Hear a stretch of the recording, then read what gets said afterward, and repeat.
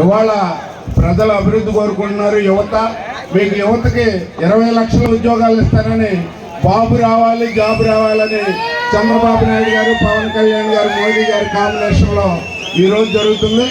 అలాగే ఈ ప్రాంతంలో ఇంకా అందరూ చెప్తారు, సాగునీరు, తాగునీరు, అభివృద్ధి కార్యక్రమాలు అన్నీ జరగాలంటే ఇవాళ మీకు ఒకటే, కేంద్రం నుంచి నిధులు రాందే, ఆంధ్ర రాష్ట్రం 0-0-0, అన్ని జీరోలు తప్ప ఇక్కడ ₹1 లేదు. కాబట్టి మోడీ గారు మన దగ్గరే ఉన్నారు, పవన్ స్టార్ పవన్ కళ్యాణ్ గారు మన దగ్గరే ఉన్నారు. ఒక విజన్ ఉన్న నాయకుడు నారా చంద్రబాబు నాయుడు గారు, ప్రపంచంలోనే ఒక విజన్ ఉన్న నాయకుడు.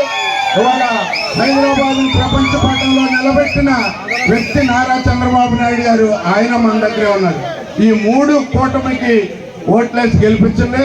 నేను ఒకటే ఫైనల్గా చెప్తున్నా, మీకు 5 సంవత్సరాలు శాసనసభ్యుడిగా ఇక్కడ ఉన్న ఎలిజా గారికి ఒకే ₹1 కోటి ఇచ్చాడంట జగన్మోహన్ రెడ్డి గారు.